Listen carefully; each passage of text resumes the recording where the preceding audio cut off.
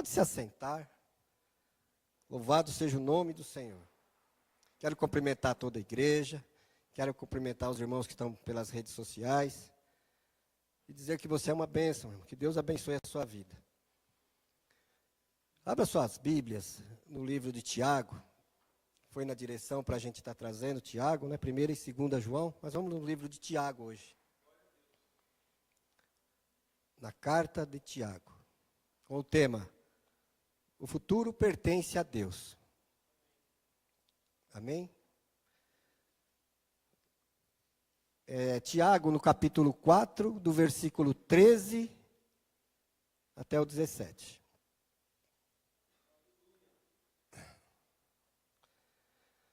Diz assim a palavra do Senhor: agora, prestai atenção, vós que aclamais. Hoje ou amanhã iremos a tal cidade. Lá nos estabeleceremos por 1 ano. Negociaremos e obteremos grande lucro. Contudo, vós não tendes o poder de saber o que acontece no dia de amanhã. O que é a vossa vida? Sois simplesmente como a neblina que aparece por algum tempo e logo se dissipa. Entretanto, estáis agora, vós, em vez disso, irmãos, versículo 15. Em vez disso, deveis afirmar: se o Senhor quiser, viveremos e faremos isto ou aquilo. Entretanto, estáis agora vos orgulhando das vossas capacidades, e toda vanglória como essa é maligna. Refleti sobre isto, pois quem é que deve fazer o bem e não faz, comete pecado. Amém, queridos? Tiago, ele é dirigido aos cristãos da dispersão. Na época, teve uma grande perseguição aos cristãos. É por isso que ele escreve essa carta para esses cristãos, das 12 tribos que estão dispersas, né, nas nações. Então ele escreve a carta, ele escreve para eles. E para nós hoje ele é muito real, irmãos, muito viva. Porque a palavra de Deus é viva, irmãos. E é interessante, irmãos, que esse Tiago, ele não é o Tiago apóstolo. Porque o Tiago apóstolo, ele morreu antes desse tempo aqui. Mas é só por uma curiosidade. Mas sim, esse Tiago é o irmão de Jesus. O irmão dele. Historicamente, eles afirmam que ele se converteu após a ressurreição de Cristo, a ressurreição de Jesus. Ele era incrédulo na época quando Jesus estava aqui, mas os historiadores dizem que ele se converteu depois que Cristo ressuscitou. E ele também foi líder da igreja de Jerusalém. Então, esse Tiago aqui foi uma bênção, irmãos. Tanto é que no Tiago, capítulo 1, versículo 1, ele apresenta uma saudação aqui, olha: Tiago, servo de Deus e do Senhor Jesus. Ele nem se apresenta como irmão de Jesus, mas se apresenta como servo. Como servo, vê a humildade deste homem.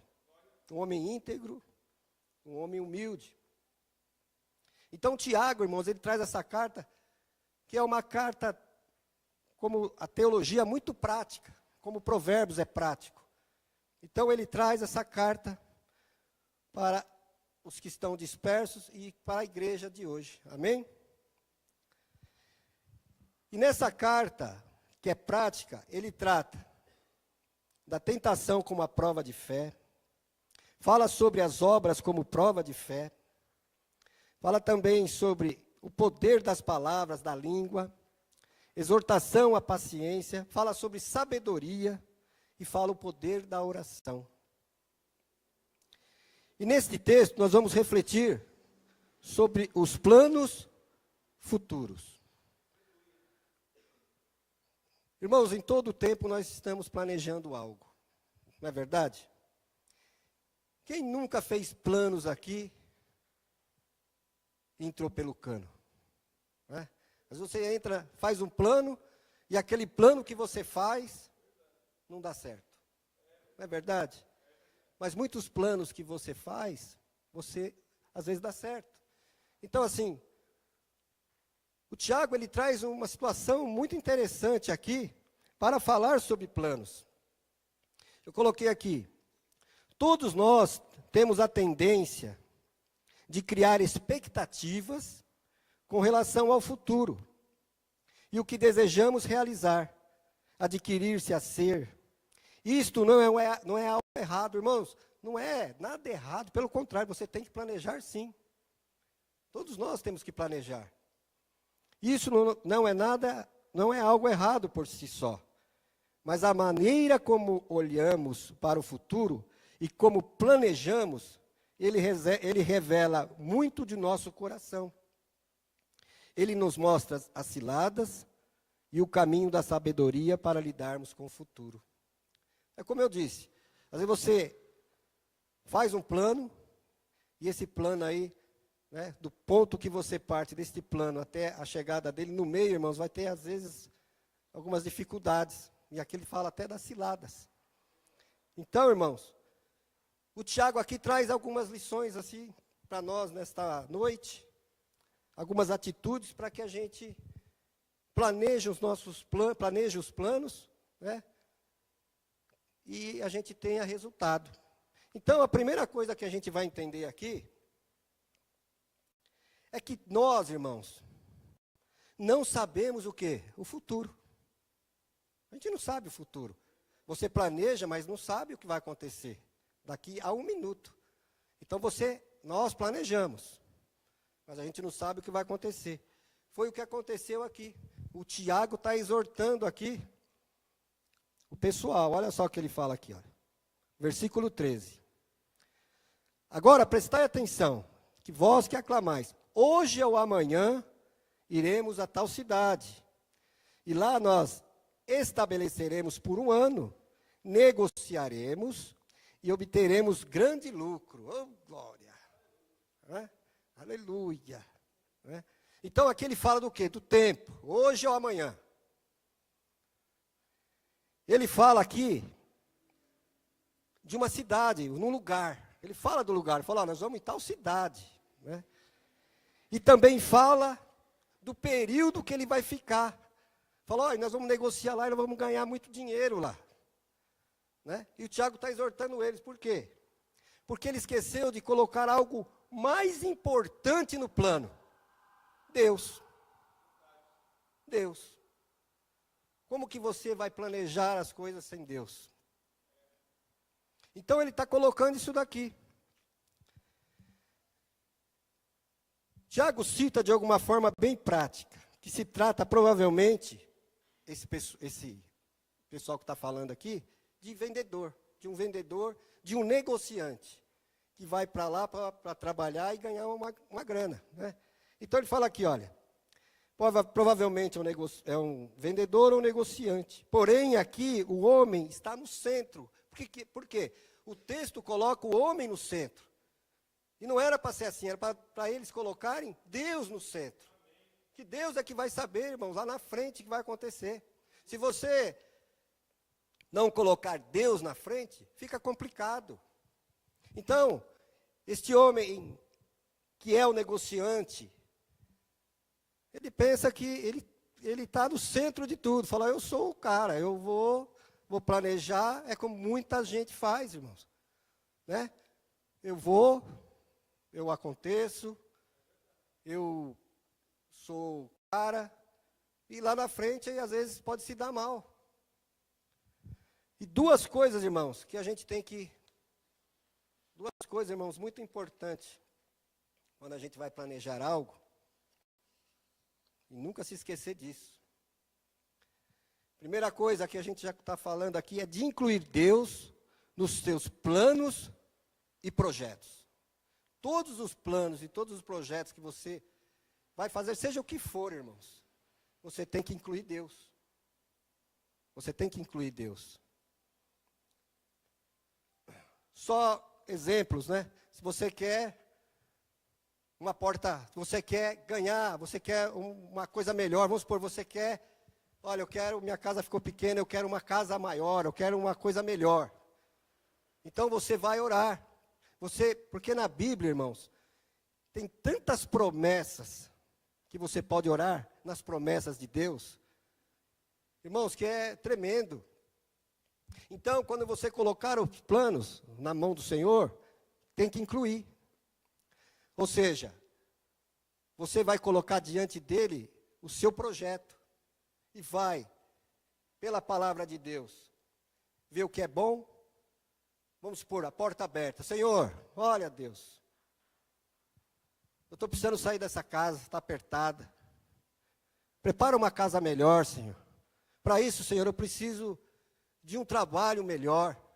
A tua palavra diz que o Senhor é o Deus que o Senhor abre, a porta que o Senhor abre, ninguém fecha. E a porta que o Senhor fecha, ninguém abre. O Senhor vai na frente, vai tirando os impedimentos, o Senhor vai abençoando, vai tirando todo o mal. Abençoa, Pai, esse plano na minha vida, para que eu tenha, Senhor, uma situação com a minha família melhor. E você começa a colocar os planos na mão do Senhor. Vamos supor, um vendedor que precisa, um negociante que nem está aqui. Senhor, eu já estou vendo os clientes, Senhor. Já coloca nas mãos do Senhor, pela fé, aquilo que não há, aquilo que não existe, mas como se existisse. Senhor, eu já estou vendo os clientes chegando. Eu estou vendo os clientes já comprando. Eu estou vendo aqui, Senhor, os vendedores ocupados, vendendo. Senhor, vai na frente. Eu estou indo num comércio, Senhor, apresentar a minha mercadoria. Senhor, vai na frente. Eu já estou vendo as compras. Por quê, irmãos? Porque a gente, irmãos, a gente precisa dos recursos. Então, quando você planeja e coloca esse planejamento nas mãos do Senhor, é Ele que vai na frente.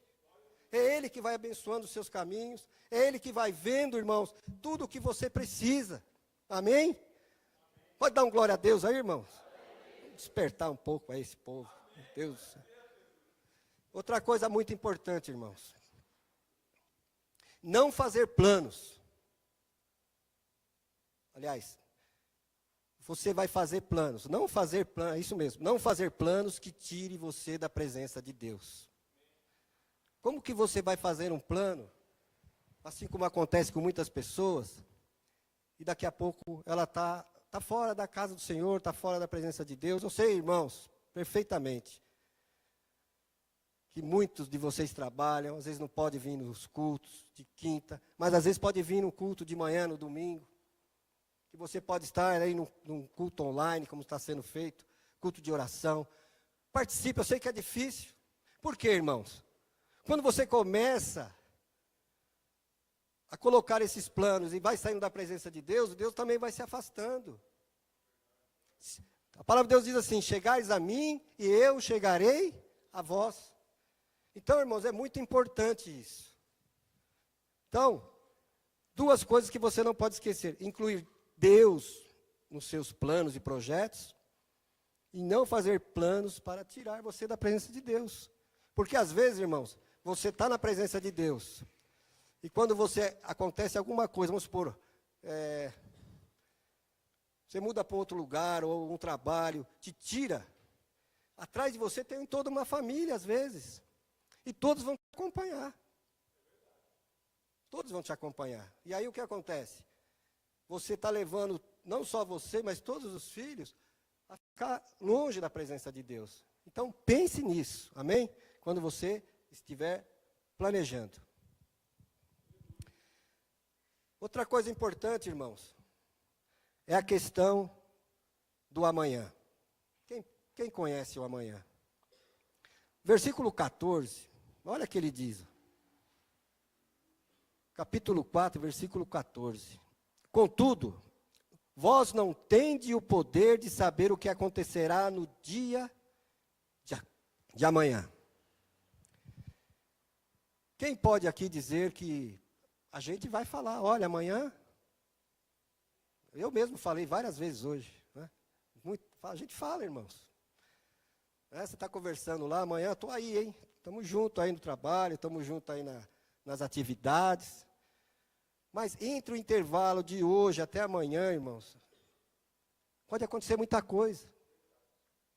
Pode acontecer várias coisas. Então, o livro de Provérbios também diz assim, olha. Livro de Provérbios, capítulo 27. 27, no versículo 1. Eu vou ler na versão aqui, e também vou ler na versão Almeida atualizada. 27, versículo, diz assim, olha. Não facilites pelo dia de amanhã, pois não sabes o que hoje vai gerar. Na versão ARA, na versão atualizada, Almeida atualizada, diz assim, não te glories do dia de amanhã, porque não sabes o que te trará a luz. Ou seja, nós não sabemos, irmãos. Você planeja, você às vezes fala com um familiar, você fala, mas você não sabe esse intervalo. Amém? Você não sabe. Certa feita, só para ilustrar, uma jovem, aliás, alguns jovens já embriagados, e eles iam para uma balada, e ali eles param para pegar a última pessoa, uma moça. E essa moça, quando ela sai, a mãe dela sai junto. Ela sai junto, ela entra no carro para ir para essa festa, essa balada, e ela apoia o braço assim no vidro do carro, e a mãe dela fala, olha, filha, Deus acompanhe. E a filha fala, olha pai, ou mãe, só se Deus for no porta-mala, porque aqui não cabe. E aí o que acontece, irmãos? Horas depois veio a notícia que este carro bateu, as pessoas sofreram um acidente e todos morreram. Todos morreram. Você não sabe o dia de amanhã, você não sabe o que vai acontecer. Portanto, quando foram verificar o carro, o porta-mala estava intacto. Intacto. É claro que é uma ilustração, irmãos, mas é para refletir as nossas vidas o que é o amanhã. Quem lembra do Titanic aqui? O Titanic, um filme com uma das maiores bilheterias, luxuoso, todo confortável, um navio maravilhoso. Só gente de posse. E um dos grandes, os importantes ali que ia viajar, perguntou ao capitão do navio sobre a segurança dele. E o capitão respondeu, nem Deus afunda esse navio. Nem Deus afunda esse navio. O que acontece? Passado dias lá no mar, se deparou com um iceberg e o navio naufragou, morrendo muitas pessoas. Ou seja, você não sabe o que vai acontecer daqui a 10 minutos, daqui a 1 hora, daqui nada. O tempo, irmãos, pertence a Deus. Ele está falando aqui, ó. Não te glories o dia de amanhã, porque não sabes o que trará a luz. Jesus, irmãos, ele traz uma parábola sobre o rico insensato. Lucas 12, 16 a 26. Vamos ler essa parábola. Lucas 12, 16 a 26.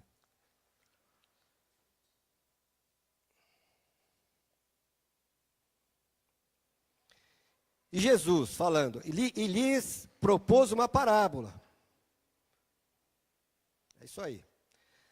As terras de certo homem rico produziram com abundância. E ele começou a pensar consigo mesmo, que farei agora? Pois não tenho onde armazenar toda a minha colheita. Então lhe veio à mente, já sei, derrubarei os meus celeiros e construirei outros ainda maiores. E ali guardarei toda a minha safra e todos os meus bens. E assim direi à minha alma, tens grande quantidade de bens, depositado para muitos anos. Agora, tranquiliza-te, come, bebe e divirta-te. Contudo, Deus lhe afirmou, tolo, esta mesma noite arrebatarei a tua alma. E todos os bens que tens entesourado, para quem ficarão? Isto também acontece com quem poupa riquezas para si mesmo, mas não é rico para com Deus. O que quer dizer essa parábola, irmãos? Que ele pensou só nele, pensou ali, planejou, em ter grandes quantidades de dinheiro. Mas não ajudou o pobre, não ajudou os que têm necessidade, não ajudou a causa das viúvas, ele não ajudou, ele entesourou dinheiro para ele. O dia de amanhã, irmãos, a nós não pertence, assim como não pertenceu o que Jesus trouxe nessa parábola. Tolo, essa noite pedirei a tua alma. Mas, irmãos, eu quero te dizer uma coisa nessa noite. Aleluia! Deus tem o melhor para a tua vida. Diga para o irmão que está do teu lado, Deus tem o melhor para você. Deus tem o melhor para você, assim descrito no livro de Isaías, no capítulo 29. Olha só o futuro que Ele tem para você. Aleluia! Jeremias 29, no versículo 11. Jeremias 29, capítulo 29, versículo 11. Porquanto somente eu conheço os planos que determinei a vosso respeito, declara Yahvé, planos de vos fazer prosperar, e não de vos causar dor e prejuízo, plano para vos dar esperança e um futuro melhor. Aplauda o Senhor Jesus, igreja. Glória a Deus.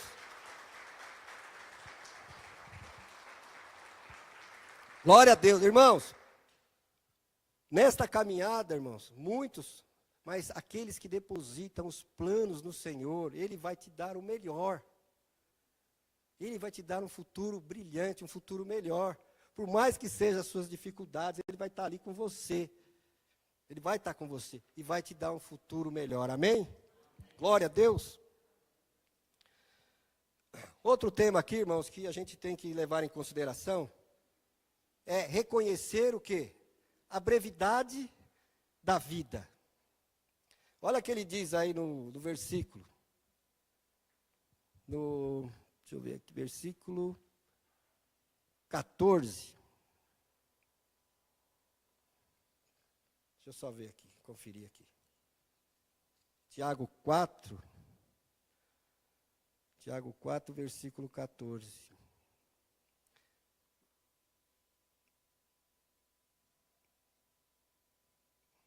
15, perdão.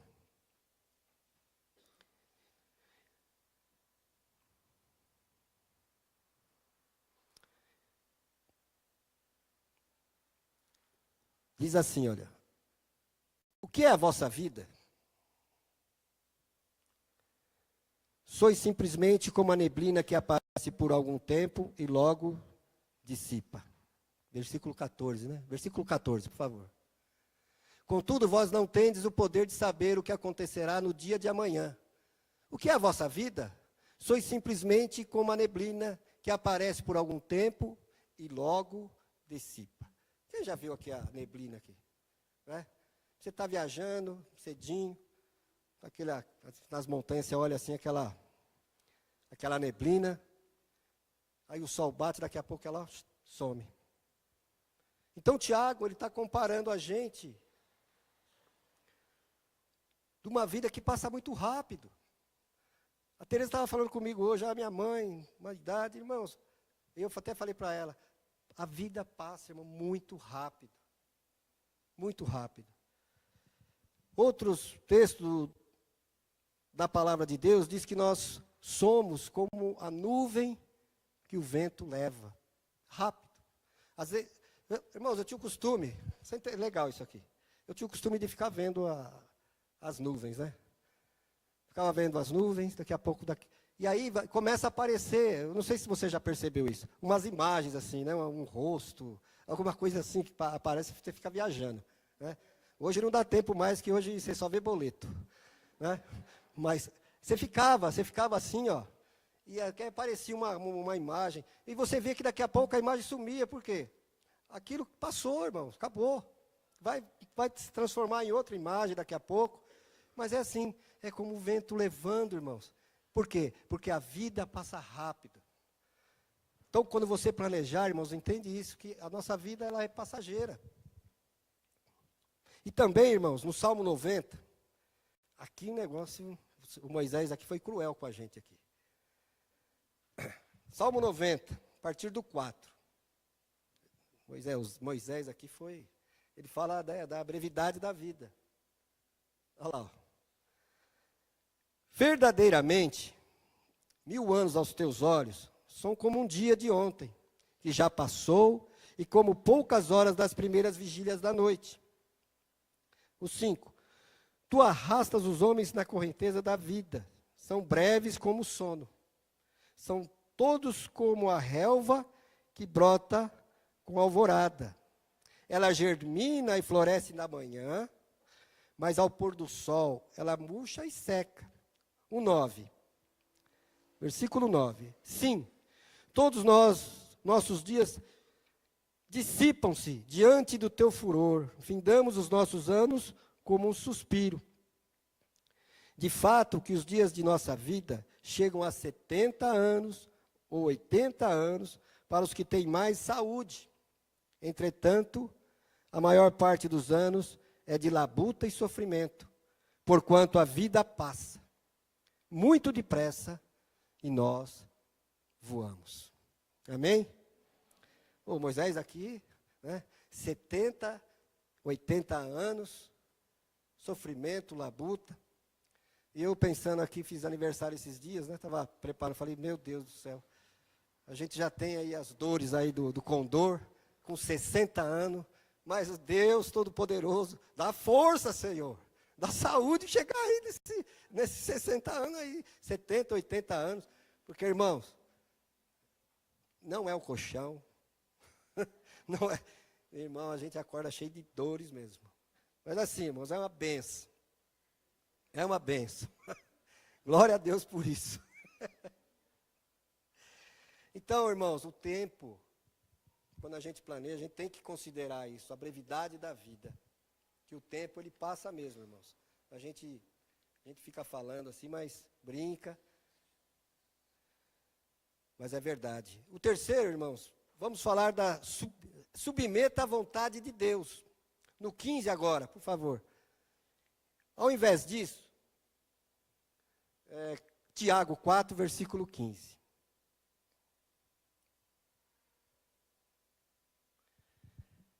Ao invés disso, deveis afirmar: se o Senhor quiser, viveremos e faremos isso ou aquilo. Então, ele começa exortando aquele pessoal que foi vender lá. Que foi passar um ano negociando, né, e ganhando um dinheirinho lá. E aqui ele vem falando aqui, olha, ao invés disso, se Deus quiser, eu vou. Se Deus quiser. Às vezes é um jargão, né? Porque todo mundo fala, o espírita fala, todo mundo fala, irmãos, se Deus quiser. Isso aí é, mas quando a gente fala de coração, a gente fala, olha, se Deus aprove, se Deus quiser, se Deus permitir, né, esse plano aqui, glória a Deus. Né? Então aqui ele fala assim, olha, a chave para essa mudança de postura com relação aos planos e os que revelam de nós é o reconhecimento de quem Deus é. O cristão que deseja viver uma vida sábia para a glória de Deus, precisa ter consciência de Deus, que Deus, e somente Deus, Ele tem o domínio de todas as coisas, somente Ele é o doador da vida. Somente Ele faz que tudo siga o seu curso, apenas Ele mantém o universo de infinitas possibilidades e variáveis funcionando. Somente Ele importa com os pecadores miseráveis e entrega o seu Filho para resgatar e amar. Esse Deus Criador, sustentador e remidor, deve ser levado em consideração quando pensamos em fazer planos. Amém? E para finalizar, irmãos, Provérbios 19, 21, vamos falar sobre a dependência de Deus. Se Deus quiser, viveremos e faremos isso ou aquilo. Nós cantamos no início. Dependência de Deus, depender de Deus. Provérbios 19, 21.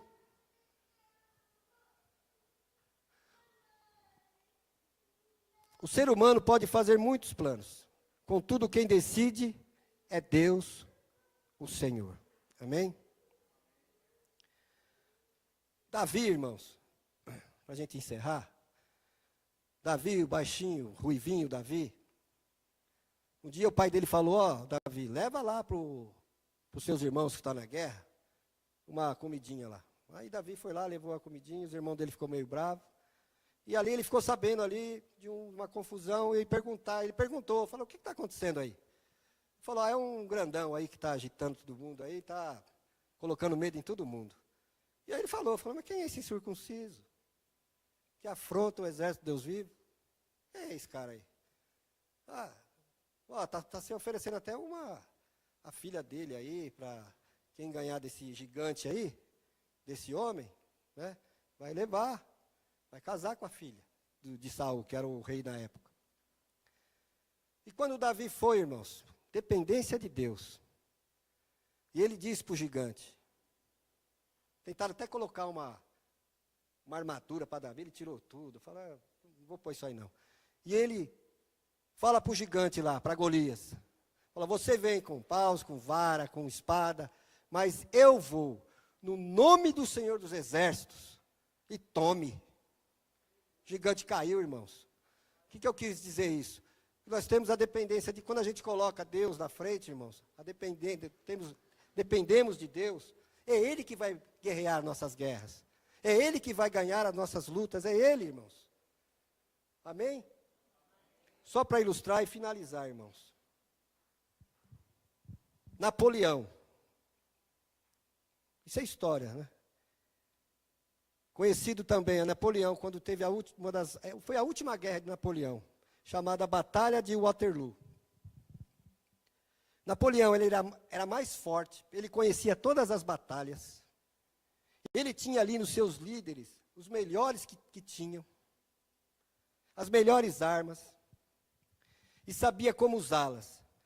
Seus oficiais e todos os homens eram de renome. Ele estava tão certo da vitória, tão certo que ele mandou mensagens lá para a França. Ela falou, a guerra já está ganha. A guerra já foi, já ganhamos. Porém, irmãos, ele sofreu uma cachapante derrota. Ele contou com a vitória, por quê? Ele colocou ele na frente. Ele não colocou Deus. Mas entenda uma coisa, quando você coloca Deus na frente, irmãos, é Ele que, quando você está triste, é Ele que vai te consolar. Quando você está caído, é Ele que vai te levantar. Quando você coloca a sua vida diante do altar, é Ele que vai te dar vitória. Os homens, irmãos, podem fazer os planos, podem querer guerrear, podem fazer as coisas, mas Deus, irmãos, nas nossas vidas, Ele é tudo. É Ele que vai te abençoar. Quando colocamos nossa vida espiritual no altar do nosso Deus e confiamos nele com fé, Ele vence todas as nossas batalhas. E confessamos que nada podemos fazer sem a intervenção dEle. Então, nele somos fortes e mais vencedores. A nossa confiança tem que estar baseada no Filho de Deus. Não existe desânimo ou desistência. Não existe Waterloo, onde ele colocou toda a confiança nele, nos homens dele, nas armas dele, e perdeu. Por quê? Porque muitas vezes, irmãos, nós somos assim. Às vezes nós somos tão confiantes naquilo que a gente vai fazer, ou seja, no homem, no caso, na inteligência dele, às vezes no financeiro dele, e quando ele está com toda essa inspiração de que ele é grande, que ele pode, ele acontece, irmãos, isso é um grande prelúdio de uma derrota. Isso é verdade, isso aconteceu com ele. Ele cantou vitória antes do tempo e foi derrotado. Mas aqui nessa ilustração, fala quando a gente coloca a nossa vida diante do altar, confia nele, crê nele, que ele vai fazer o melhor para nós. Irmãos, é vitória. Diga para o irmão que está do teu lado. Irmãos, crê na vitória do Senhor. Aleluia! Aleluia! Napoleão confiou em sua própria força, assim como Golias. Mas Davi, assim como nós, esta noite, confiamos na força do nosso Jesus. Assim a vitória é garantida. Amém? Aplauda o Senhor Jesus. Glória a Deus. Aleluia!